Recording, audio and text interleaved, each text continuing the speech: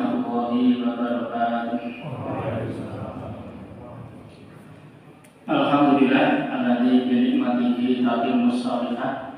Allahumma shalli wa sallim wa barik wa an'im ala nabiyyina Muhammadin sallallahu alaihi wasallam. Faqala Allah ta'ala ya ayyuhalladzina amanu taqullaha haqqa tuqatih wa la tamutunna illa wa antum muslimun. Amma ba'd. Jamaah salat Isya rahimakumullah, malam hari ini kita masih meneruskan pembahasan fikih salat jenazah. Minggu kemarin kita sudah bahas beberapa fadilah dari salat jenazah, termasuk juga beberapa bab yang lain. Malam hari ini kita teruskan pembahasan berikutnya, yaitu salat ghaib, di mana tata cara salat ghaib ini persis dengan salat jenazah, hanya saja jenazahnya tidak ada di tempat. Salat ghaib ini pernah dikerjakan Rasulullah ketika Raja Najasyi meninggal dunia. Raja Najasyi, beliau seorang raja di kerajaan Habasyah di Afrika. Karena lokasinya berjauh dari Madinah, sementara di Habasyah saat itu belum ada kaum muslimin. Karena sahabat yang masuk Islam sudah kembali ke kota Madinah, sehingga saat itu Rasul beserta beberapa sahabat sholat ghaib untuk Raja Najasyi yang berada di Afrika. Dari satu hadis ini saja, kemudian para ulama berbeda pendapat apa hukumnya sholat ghaib. Yang pertama, Imam Syafi'i menyatakan berdasar hadis ini berarti sholat ghaib ini disyariatkan. Maka kapanpun ada jenazah muslim yang meninggal dan kita tidak bisa hadir langsung, maka boleh sholat ghaib. Terutama kalau memang jenazah itu belum disolati oleh siapapun. Misalnya korban kecelakaan pesawat terbang kemudian tenggelam di lautan, tidak mungkin dicari jenazahnya, maka saat itu disyariatkan untuk sholat ghaib. Kemudian untuk Imam Malik dan Imam Abu Hanifah menyatakan bahwa tidak boleh sholat ghaib karena tindakan Rasul ini termasuk salah satu khosois atau kekhususan Nabi Sallallahu Alaihi Wasallam saja. Ini pendapat yang kedua. Pendapat yang ketiga, Imam Ibnu Qayyim al-Jauziyah mengatakan ini diperinci. Jadi menurut beliau, sholat ghaib boleh dan disyariatkan khusus untuk jenazah yang memang belum bisa disolati oleh siapapun. Misalnya tadi kasus-kasus tenggelam di lautan atau jenazahnya tidak bisa ditemukan, maka ini disyariatkan sholat ghaib. Adapun kalau jenazah sudah ada yang mensolatinya di tempat yang lain, maka kita tidak perlu sholat ghaib. Jadi ini ceritanya ada tiga perbedaan pendapat. Kemudian jamaah rahimahumullah, berikutnya kembali ke sholat jenazah. Bolehkah sholat jenazah sendirian? Misalnya ketika mau sholat ternyata tidak ada temannya, maka jawabannya boleh. Jadi tidak diharuskan sholat jenazah sendirian. Kemudian kalau misalnya makmumnya hanya satu orang, imam satu, makmum satu, maka cara meletakkan makmum berbeda dengan sholat biasa. Kalau sholat biasa makmum satu kita letakkan di samping kanan imam. Tetapi untuk sholat jenazah, imam di depan, makmumnya yang satu orang tadi di belakang. Ini berdasarkan ketika Rasulullah Sallallahu Alaihi Wasallam mensolati jenazah Umair. Umair ini anak kecil, anaknya dari Abu Thalha. Kemudian ketika Rasul sholat jenazah, makmumnya hanya satu saja, dan beliau tempatkan makmum tadi di belakang. Adapun kalau makmumnya banyak, seperti kemarin sudah kita bahas, disunahkan membentuk 3 shaf, walaupun makmumnya hanya sedikit. Tetapi shaf 3 shaf ini baru bisa kita lakukan kalau jumlah makmumnya minimal 6, karena setiap shaf kan minimal harus ada 2 orang. Tidak boleh satu shaf sehingga hanya satu orang. Dan ini sifatnya sunnah, bukan merupakan satu kewajiban. Kemudian kita masuk ke pembahasan berikutnya. Apa syaratnya kalau kita mau mensolati jenazah? Ada beberapa syarat, yaitu syarat sholat jenazah kita dinyatakan sah. Syarat yang pertama, pelakunya orang yang sholat harus mukallaf. Mukallaf ini maksudnya muslim, balik dan berakal. Maka ini syarat yang pertama, muslim, balik dan berakal. Adapun balik, maka kalaupun dia masih mumayyiz, belum balik tetapi sudah sampai taraf mumayyiz, bisa sholat dengan benar, maka sholatnya juga sah. Ini syarat yang pertama. Adapun non muslim atau orang gila maka tidak sah. Syarat yang kedua, harus menghadap ke kiblat. Kemudian syarat yang ketiga, menutup aurat. Jadi ini syarat sebagaimana lazimnya sholat biasa. Kemudian syarat yang keempat, bebas najis, baik pakaian, badan kita maupun tempat sholat harus bebas dari najis. Kemudian syarat yang kelima, jenazah dihadirkan di satu tempat tertentu yang dipakai untuk sholat jenazah. Maka sholat jenazah berarti jenazahnya harus ada. Kalau tidak ada, berarti tadi kembali ke hukum sholat ghaib. Kemudian nanti ketika jenazah dihadirkan, dilihat dulu kalau jenazahnya laki-laki, maka posisi imam sejajar dengan kepalanya. Adapun kalau jenazahnya perempuan, posisi imam berada di tengah-tengah jenazah, jadi di sekitar perut atau tengah-tengah jenazah kalau jenazahnya perempuan. Kemudian syarat yang berikutnya, keduanya harus muslim. Yang sholat harus muslim dan jenazahnya pun juga harus muslim atau muslimah. Maka tidak boleh mensolati jenazah orang non-muslim. Kemudian syarat yang terakhir, keduanya harus suci.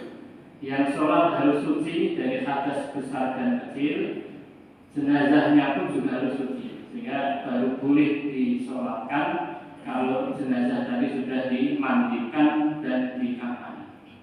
Sekalipun jenazahnya hanya ditayamumkan tetap sah, karena dalam kondisi tertentu kadang-kadang jenazah tidak mungkin disucikan atau dimandikan, mungkin karena penyakit yang sangat berat, sangat berbahaya atau korban kebakaran, maka dalam posisi seperti itu cukup ditayamumkan kemudian dikafani sudah dinyatakan suci.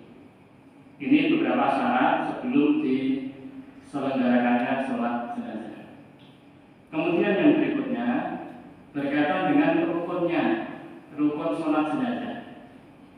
Apa bedanya syarat dengan rukun? Kalau syarat ini harus ada sebelum kita melakukan sholatnya. Tapi kalau rukun, sesuatu yang harus ada ketika kita mengerjakan sholat. Rukun ini kalau ditinggalkan satu saja, sholat tidak sah. Adapun rukun sholat jenazah, pertama adalah niat. Yang penting niat dalam hati kita akan mensolati jenazah. Tidak harus tahu nama jenazahnya, bahkan tidak harus tahu jenis kelaminnya.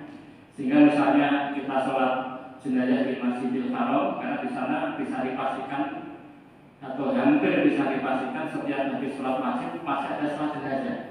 Atau di Masjid Nabawi, sebagaimana di Madinah, makam itu hanya satu saja, satu kota, itu di makam Baqi, dan sholatnya pun di Masjid Nabawi, sehingga setiap hari ada sholat jenazah dan kita tidak tahu ini jenazahnya laki-laki atau perempuan. Maka yang penting niat sholat jenazah mengikuti imam. Ini yang pertama. Ada masalah tata cara doanya ada kita bahas ketika pas membahas masalah doa-doa sholat jenazah. Kemudian rukun yang kedua, berdiri jika mampu. Sehingga sholat dengan duduk tidak sah kalau memang dia bisa berdiri. Karena sholat jenazah ini hukumnya fardu.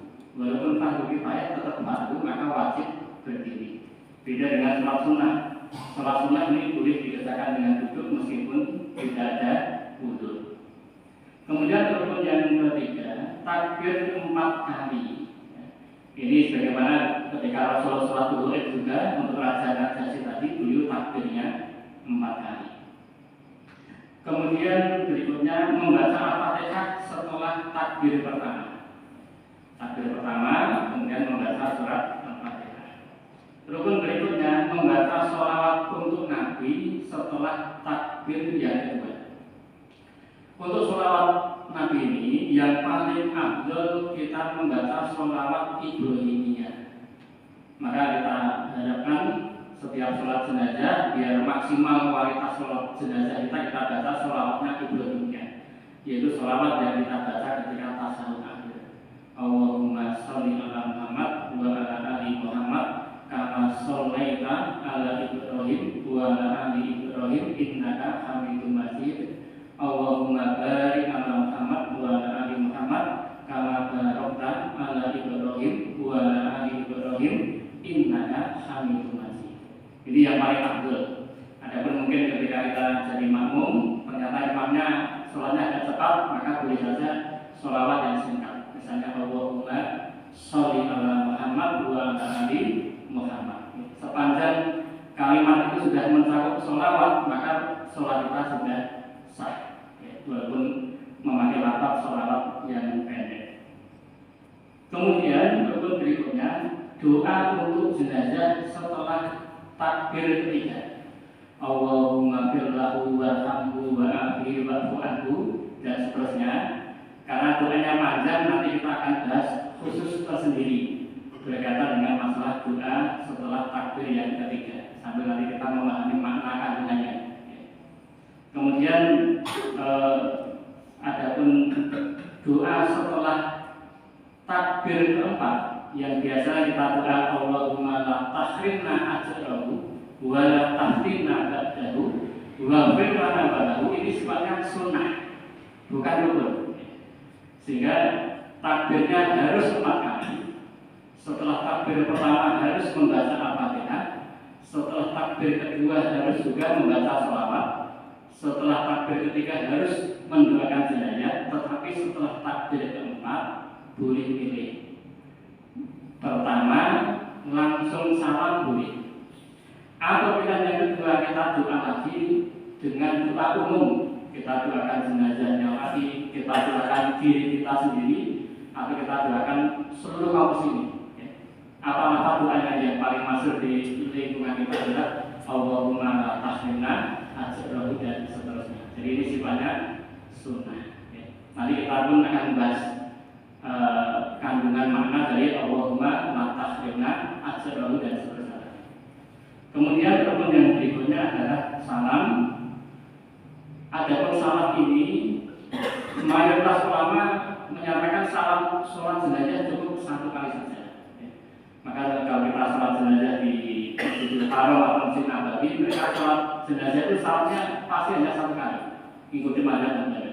Adapun mazhab Syafi'iyah berpendapat salamnya tetap 2 kali karena dikiaskan dengan sholat yang lain. Tetapi yang jelas salam yang pertama rukun. Adapun salam yang kedua kalau tidak dikerjakan sholat jenazah tetap sah. Kemudian rukun yang terakhir adalah tertib untuk semua rukun-rukun tadi. Dari sejak niat, takbir, doa sampai akhir harus dikerjakan dengan tertib. Kemudian saya tambahkan lagi, yaitu sunnah-sunnah ketika sholat jenazah. Untuk sunnah-sunnah sholat jenazah diantaranya adalah mengangkat tangan setiap kali takbir. Jadi ini sifatnya sunnah. Kemudian juga ta'awud sebelum membaca Al-Fatihah, ini juga sunnah. Jadi untuk sholat jenazah tidak ada doa iftitah, yang disunahkan hanya ta'awud saja. Karena sebagaimana keumuman disunahkan sebelum membaca surat Al-Quran, yaitu membaca ta'awud. Kemudian juga disunahkan doa setelah takbir keempat, tadi sudah kami terangkan, ini sifatnya adalah sunnah. Ini beberapa hal berkaitan dengan sunnah-sunnah ketika sholat jenazah. Kemudian beberapa tambahan terakhir, yaitu untuk sholat jenazah ini dibaca dengan sir atau pelan. Imam membaca pelan, makmum pun juga membaca pelan. Sehingga pada masa Rasul dulu ketika imam membaca sir, kecuali ketika takbir tentunya dikeraskan, maka makmum tidak perlu mengulang takbir dengan suara keras, karena ini sifatnya sholat sir, sebagaimana kita sholat zuhur maka makmum tidak mengeluarkan suara yang keras. Jadi memang disunahkan di setiap acara pengurusan jenazah ini tidak ada suara yang banyak keluar dalam rangka untuk memuliakan jenazah. Kemudian juga kalau sholat jenazah kapan dikerjakan? Tadi sudah kita sampaikan, kalau sudah selesai dimandikan dan dikafani. Adapun sholat gaib kapan boleh dikerjakan? Yaitu boleh ketika sudah betul-betul datang berita kematiannya. Jadi beritanya dipastikan dulu, setelah valid betul-betul yang dimaksud sudah meninggal dunia, setelah sah resmi dinyatakan dia berwenang atau yang bisa menyaksikan langsung, saat itu juga boleh dikerjakan sholat gaib. Ini beberapa tambahan berkaitan dengan masalah syarat sholat jenazah, rukun sholat jenazah, termasuk sunnah-sunnah sholat jenazah. Insya Allah minggu depan kita lanjutkan, sudah mulai membahas makna bacaan sholat jenazah. Jadi setiap takbir nanti kita bahas secara singkat, khususnya doa untuk jenazah, biar nanti setiap kali sholat jenazah kita bisa memahami kandungan maknanya. Saya kira demikian, mudah-mudahan ada manfaatnya. Alhamdulillahirabbil alamin. Assalamualaikum warahmatullahi wabarakatuh.